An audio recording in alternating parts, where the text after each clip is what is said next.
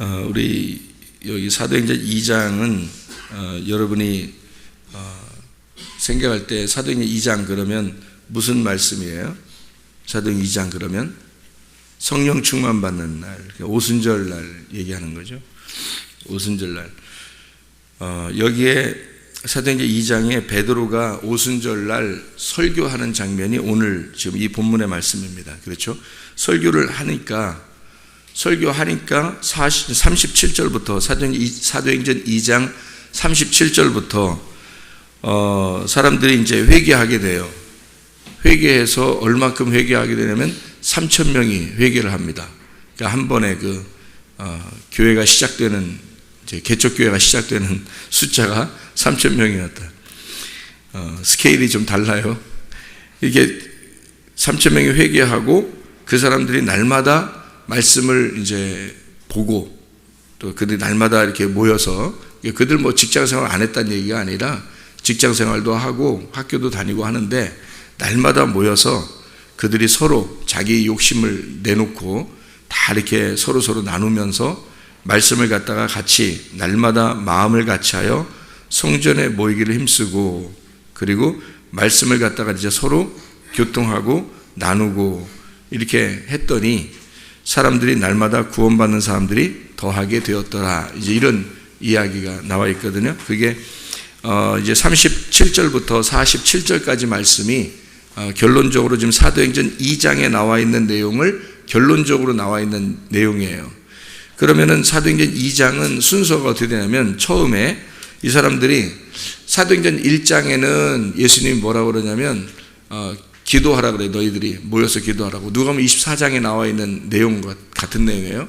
사도행전을 쓴 사람이 누가복음을 쓴 사람이기 때문에 누가복음하고 이어진 내용이에요. 그러니까 누가복음의 마지막 24장의 내용에서 너희들이 기다리고 있어라. 예루살렘 안에서 기다리고 있어라. 그러면 성령의 그 권능, 그 능력을 너희가 받게 될 것이다 해서 이 사람들이 기다렸단 말이에요. 그래서 예수님이 부활하시고 난 다음에 기다리고 있었어요. 얼마 동안 기다리냐면 한 10일 정도를 기다리고 있었어요. 그 10일 정도를 기다리면서 그들이 아마 기도에 전혀 힘썼다. 그렇게 이야기가 나와요. 사도행전 1장에는. 그러면서 사도행전 1장에 기도하고 이제 있는데 그 사람들이 모인 사람이 약 120명 정도 되었더라. 그래서 이 120명 정도 모이고 주님이 승천하시고 그리고 그 모여서 한 120명이 기도하고 있는데 거기서 이제 역사가 일어나기 시작한 거죠. 언제? 오순절 날. 그러니까 그 전에 오순절 날 전에 일어나면 안 되는 거예요. 그런 일들이 오순절 날 딱 일어나야 되는 거예요. 왜냐하면 하나님의 약속은 오순절 날에 집중이 되어 있었거든요. 그러니까 하나님은 이 타이밍이라는 거, 하나님의 시간이라는 게 있어요.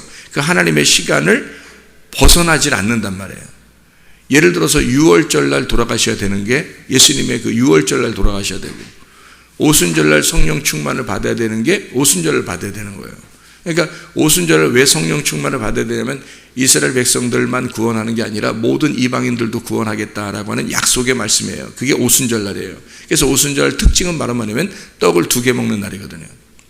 떡을 2개. 하나는 누룩이 있는 떡, 하나는 누룩이 없는 떡이에요.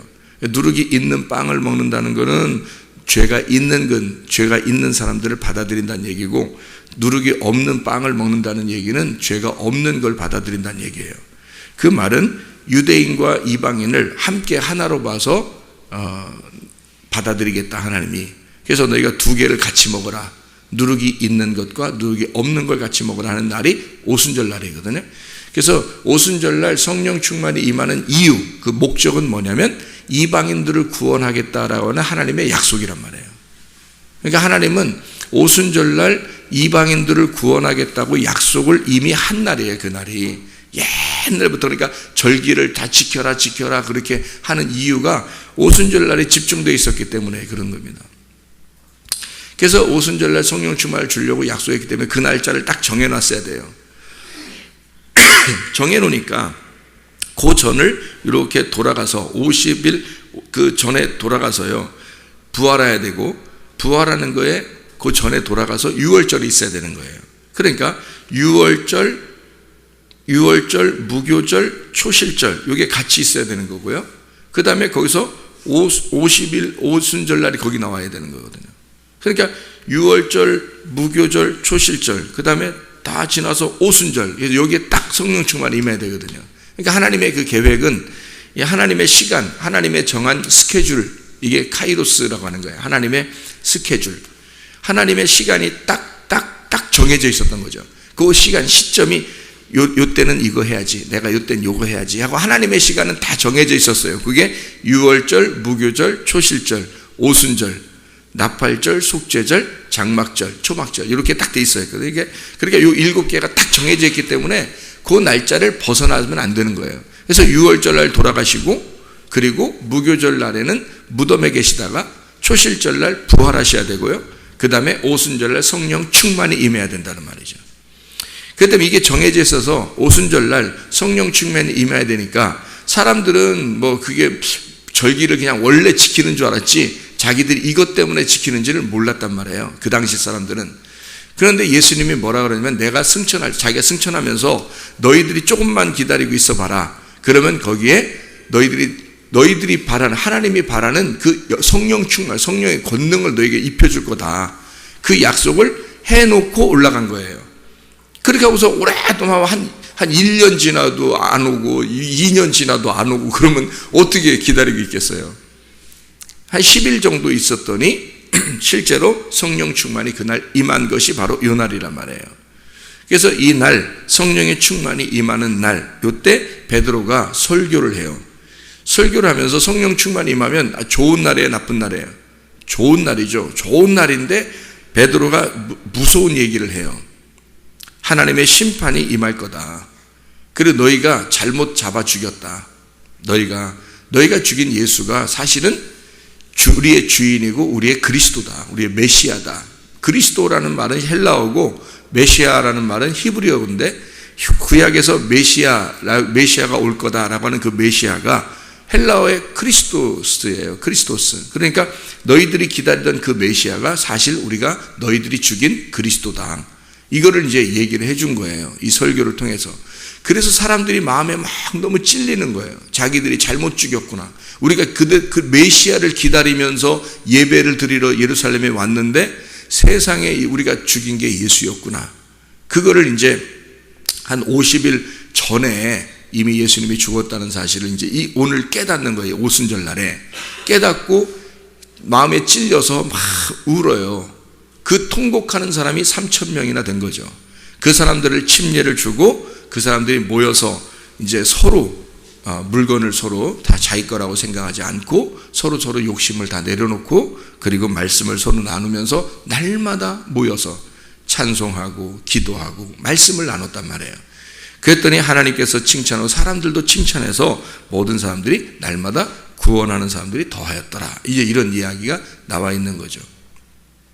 이게 사도행전 2장의 내용이거든요. 그래서 성령 충만이 이 사도행전 2장에 일어나면서 오순절 날 일어나면서 바로 그냥 그들이 모여서 그냥 찬송만 하고 그러면 좋겠는데 그 중간에 베드로의 설교가 나온 게 오늘 본문의 말씀이에요. 그래서 이 베드로의 설교는 사실 그 기쁨의 설교가 아니고 슬픔의 설교예요. 두려운 설교, 무서운 설교, 심판의 설교란 말이에요. 그래서 이 심판의 설교를 왜 하느냐 하는 얘기예요. 왜? 이게 참 희한한 일이에요. 왜 이런 설교를 갑자기 중간에 좋은 날인데 성령 충만 받는 좋은 날인데 왜 이런 설교를 하느냐는 거죠. 이상하잖아요. 이게죠? 네.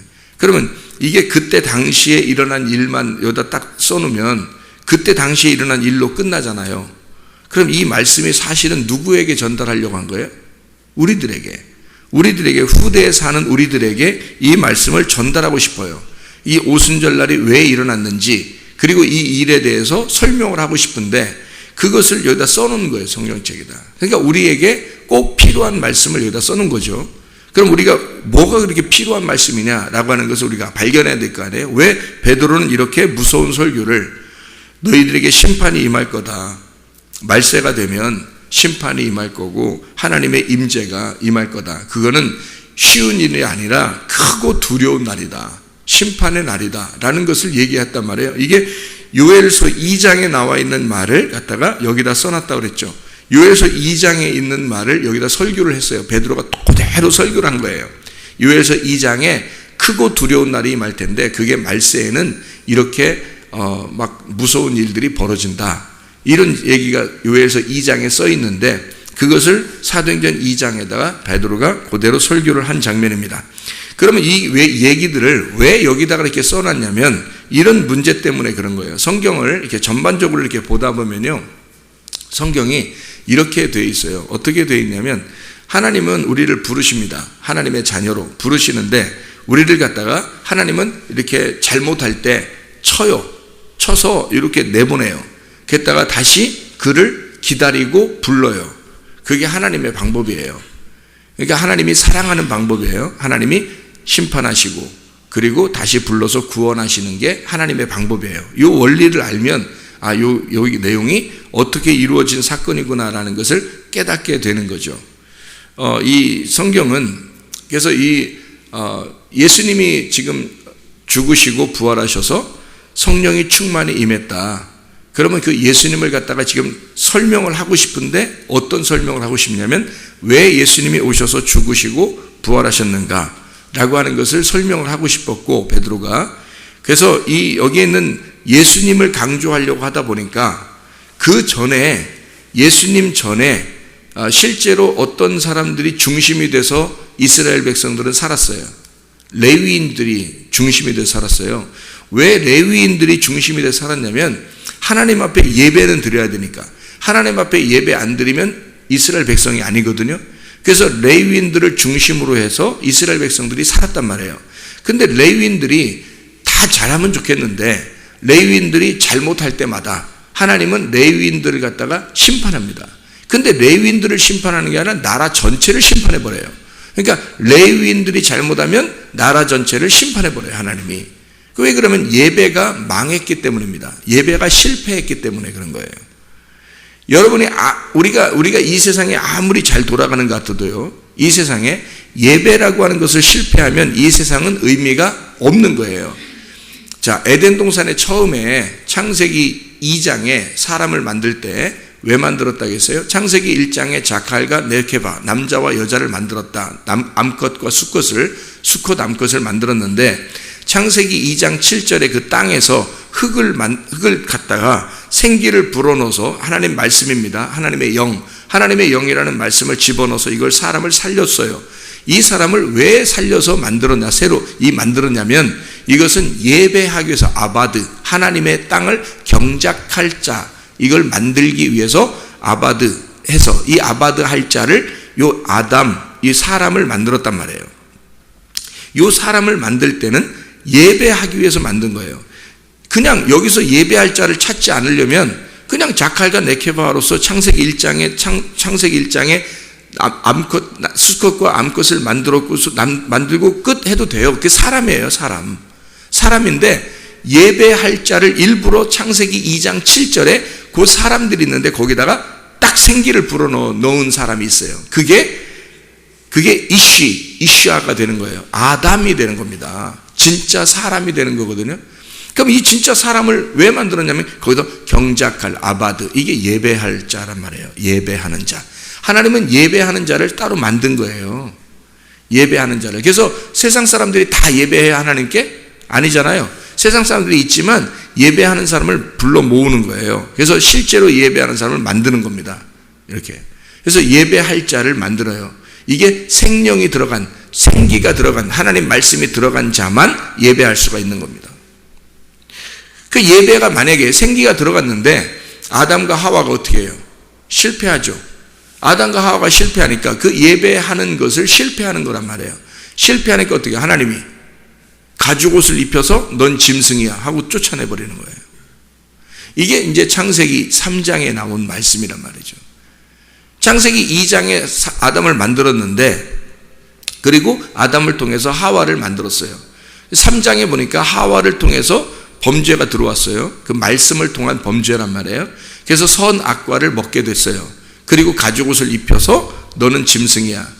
그리고 내보냈다, 쫓아냈다. 이게 창세기 3장의 마지막에 나오는 얘기란 말이에요. 그러니까 하나님은 이렇게 해놓고, 자, 우리 보고 누가복음 15장에 보면 탕자가 있는데 탕자가 나갔다가 아버지가 계속 기다려요. 그리고 탕자가 올 때 아버지가 막 달려와요. 아버지가 달려가서 만나는 사람은 어떤 사람? 아버지가 막 달려가서 만나는 탕자는 어떻게 할 때 달려가서 만났어요? 간절하게 눈물 흘리며 아버지를 보고 싶고 아버지의 양식을 먹고 싶어서 돌아오고 있는 탕자를 만나러 간 거예요.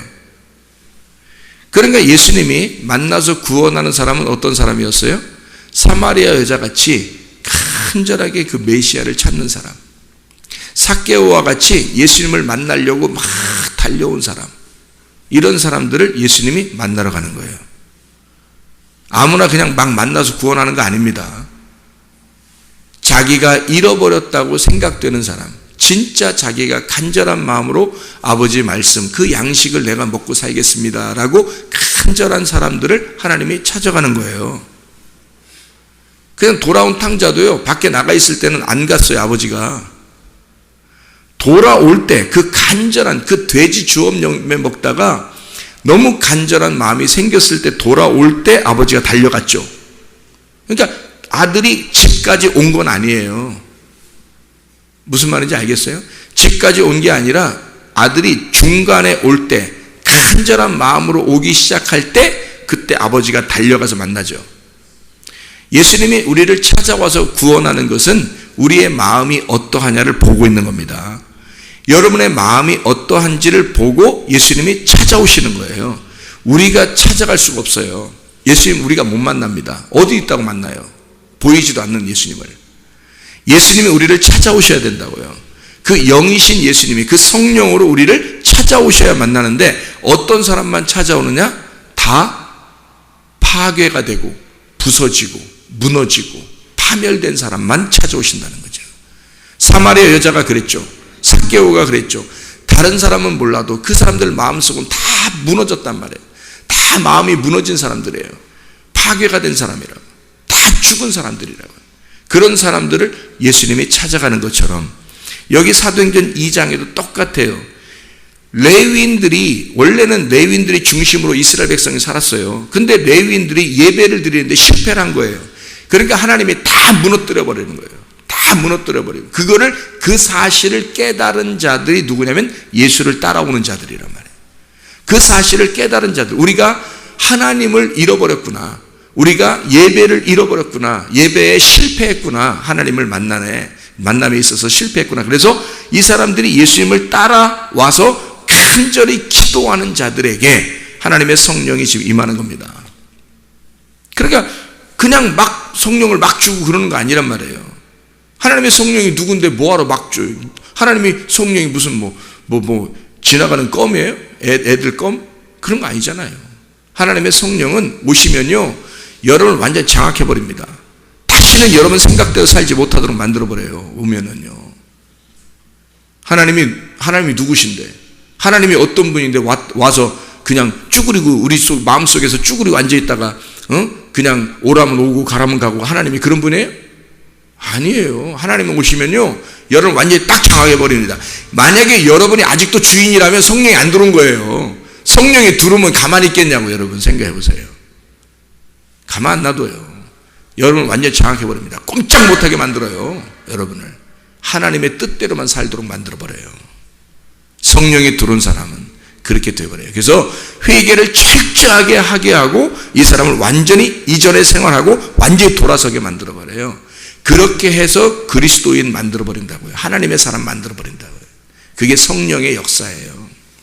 성령님이 들어와서 그냥 이렇게 가만히 이렇게 쭈그려 앉아있다가 이렇게 천국 갈 때까지 이렇게 있다가 니네 마음대로 살다가 그 다음에 천국 갈 때쯤 돼서 성령이 확 나와가지고 널 데리고 간다? 천국에? 꿈 깨요. 꿈 깨시라고. 그렇게 안 합니다. 성령은 들어오시면 여러분의 주인이 되셔요. 여러분의 왕이 되신다고요. 그래서 꼼짝 못하게 만들고 하나님의 일만 하게 만들고 하나님 생각만 하게 만들고 말씀 생각만 하게 만들고 주님의 뜻대로, 직장 다니지 말라는 게 아니라 직장도 다니면서 학교도 다니면서 주님 생각하라고, 말씀 생각하라고, 교회 중심으로 살으라고, 기도하라고, 예배드리라고, 그렇게 살게 만들어버려요. 성령님은요. 성령님이라면 그렇게 하겠죠.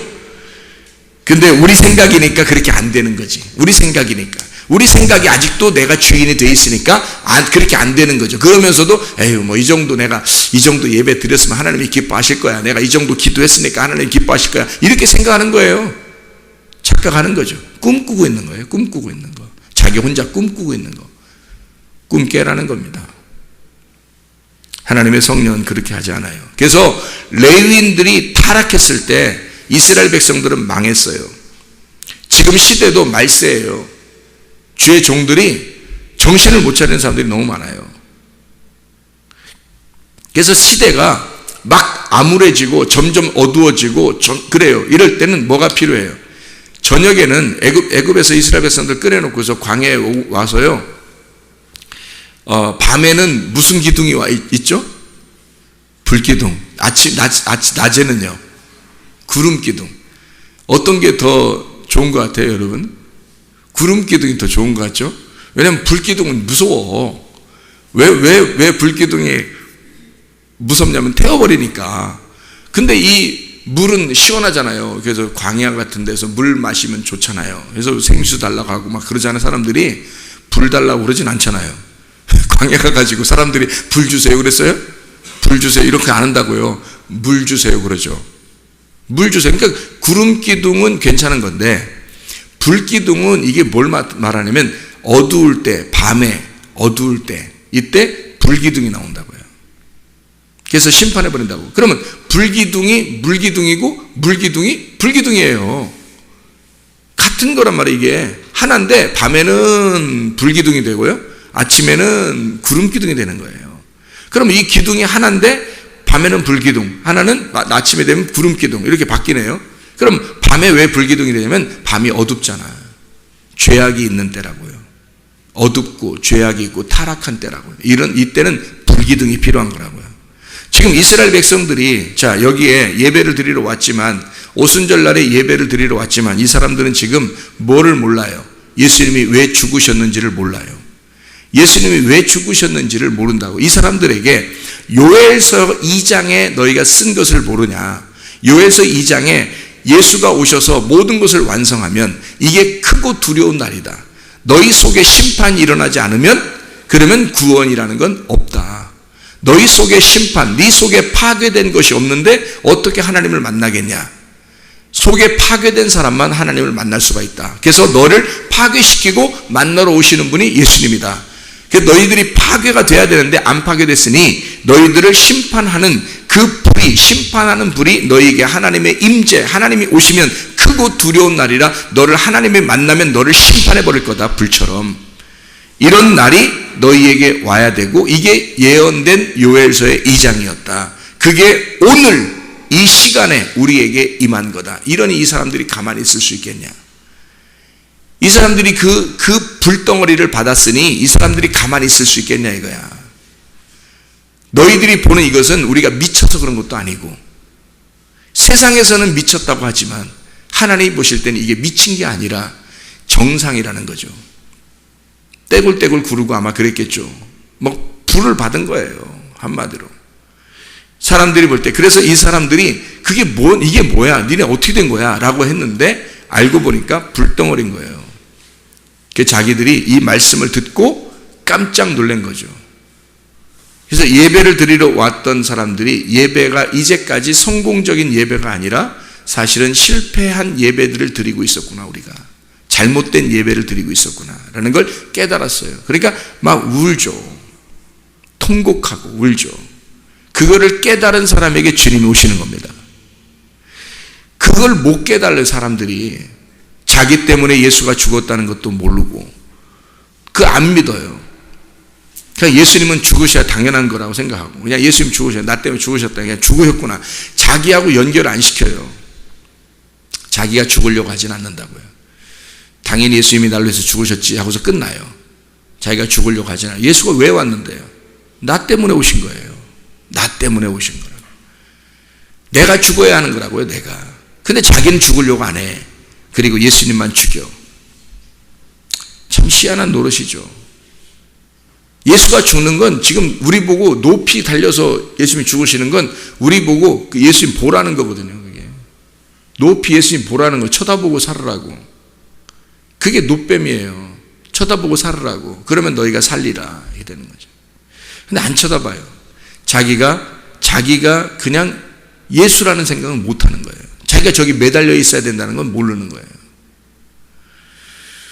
그래서 레위인들은 예배에 대한 실패가 있었는데, 그래서 레위인들의 모든 족보를 하나님이 제거하시고 다른 족보를 가져와요. 다른 족보를 가져와서 예배를 성공시키는 족보를 따로 만들어요. 그게 유태인입니다. 유대인으로 유다를 통해서 다른 족보를 하나 가져와요. 그래서 유다를 통해서 예배를 회복하고 성공시킵니다. 그게 예수님이에요. 유다 자손으로 내려온, 다윗의 자손으로 내려온 예수 그리스도란 말이에요. 그거를 설명해낸 게 히브리서 7장이에요. 멜기세덱이 왔다. 멜기세덱이 원래 레위 족속이냐? 아니다. 멜기세덱에게 예배를 드린 자가 있는데 그가 아브라함이야. 아브라함이 멜기세덱에 11조를 드리고 예배를 드렸는데, 그 11조를 드리고 예배를 드릴 때 그 멜기세덱은 이미 아브라함이 존경하면서 예배를 드렸다. 근데 레위 자손은 아브라함이 아직 레위 자손을 태어나지도 전이란 말이에요. 아브라함이. 근데 그 레위 자손이 다 아브라함의 뱃속에 있을 때, 그때 아브라함이 멜기세덱한테 예배를 드렸으니, 그러니 이 레위 자손들도 11조를 멜기세덱에게 드린 거 아니냐. 아브라함이 드린 11조는 레위 자손도 11조를 드렸다. 그럼 그 멜기세덱은 레위 자손이냐?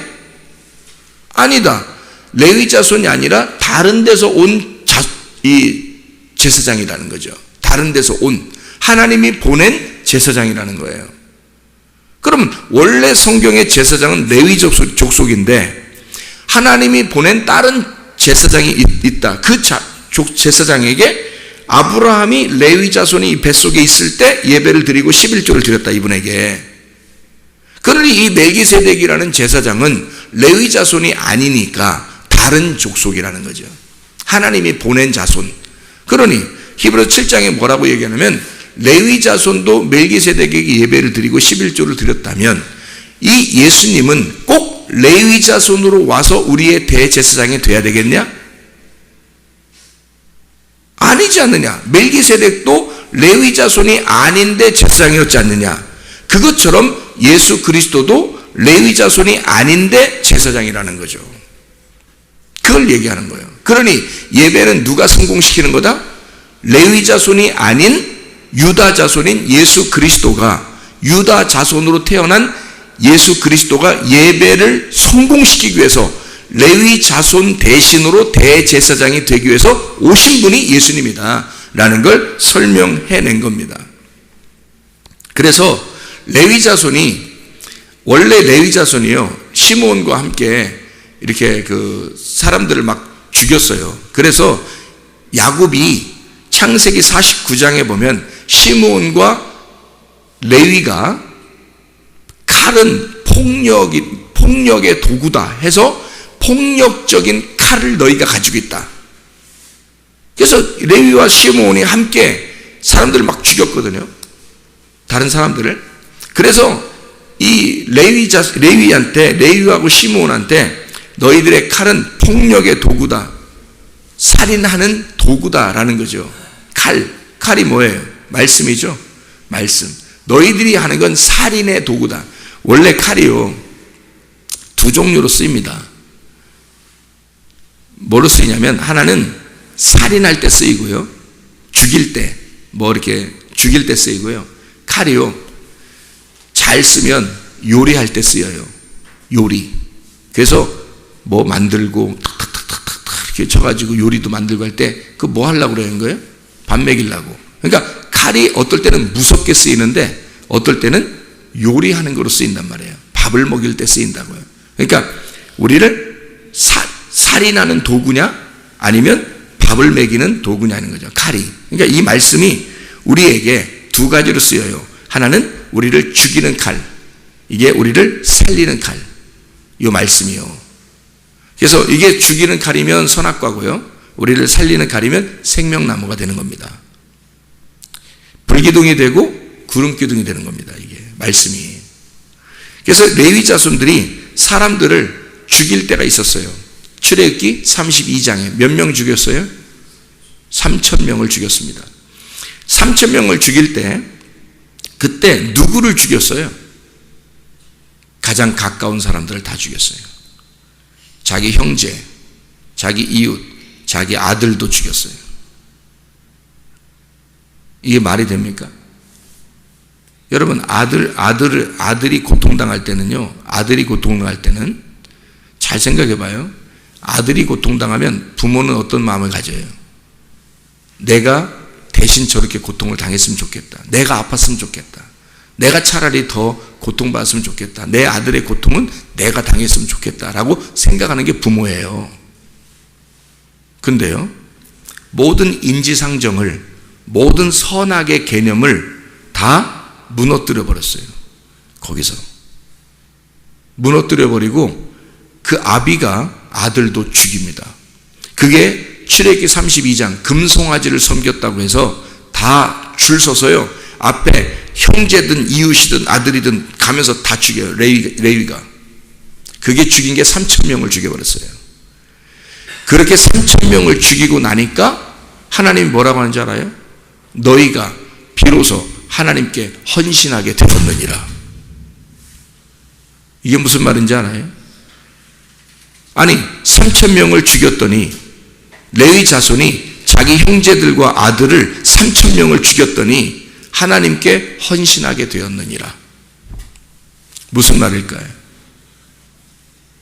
우리의 모든 선악의 개념, 우리가 알고 있는 인지상정이 다 십자가에 죽임을 당했다는 거예요. 선악과의 모든 개념이 십자가의 칼로 다 죽었다는 얘기예요. 갈라디아서 5장에 24절에 보면 이런 말씀이 있어요. 제가 읽을게요. 갈라디아서 5장 24절 보면 이런 말이 있어요. 그리스도 예수의 사람들은 육체와 함께 그 정욕과 탐심을 십자가에 못 박았느니라, 이런 말이 있거든요. 그 정과 욕심을 십자가에 못 박았느니라 그래요. 자기가 가지고 있는 육체와 그 함께 그 정과 욕심을 십자가에 못 박았느니라. 자기가 알고 있는 거, 자기가 가지고 있는 거, 이거 다 십자가에 못 박았다는 거죠. 무슨 말이에요? 너희가 가장 소원하는 거, 네가 가장 값어치 있게 생각하는 거, 이거 다 십자가에 매달았다는 거예요. 인정사정 볼 것 없이 다 십자가에 매달아놔야, 그래야 구원이 온다는 거예요. 그게 십자가입니다. 레위 자손들이 그 3,000명을 심판하니까, 그 3,000명을 죽이니까 하나님이 비로소 너희가 나를 헌신하게 되었느니라. 비로소 너희가 이제야 나를 예배하게 되었느니라, 그 말이에요. 3,000명이 그때 죽고 나서요, 오순절날 돼서 3,000명이 구원 받는 겁니다. 오순절날 돼서 예배가 회복된 거예요. 누구를 통해서? 레위 자손들을 통해서. 레위는 죽이는 칼이라니까요. 누구를 통해서 이 예배가 회복됐다는 얘기예요? 예수를 통해서. 전혀 다른 족보에서 나온 레위 자손이 아닌 예수 그리스도를 통해서 예배가 회복되었다. 3,000명이 죽고 헌신하게 된 예배가, 진짜 예배가, 교회가 세워졌다. 이게 3,000명 회개하고 침례받고 교회 세운 겁니다. 하나님은요, 우리에게 반드시 너 자신이 파괴가 될 것을 요청합니다. 우리 속에서 심판을 받아버리지 않으면, 우리의 속에 십자가를 지지 않으면, 내 속에 십자가를 지지 않으면, 내 속에 십자가가 없으면, 내 속에 죽음이 없으면, 심판받는 것이 없으면 주님의 구원도 없다는 거예요. 네 속에 고통받는 것이 없다면 너는 부활하는 것도 없다는 거예요. 예수 그리스도 안에서 여러분 자신이 나는 정말 심판받은 자인가? 그리고 예수를 정말 나의 주인으로, 메시아로, 그리스도로 섬기는 자인가? 아직도 나는 내가 주인인가? 아니면 성령께서 내 속에 들어와 나를 주인하셔서 나를 통치하시고 계시는가? 나는 정말로 주의 말씀을 사모하는, 그래서 내 정과 욕심을 다 십자가에 매달아 칼로 죽이고, 그리고 나는 정말 하나님께 헌신하는 자인가? 기도하겠습니다.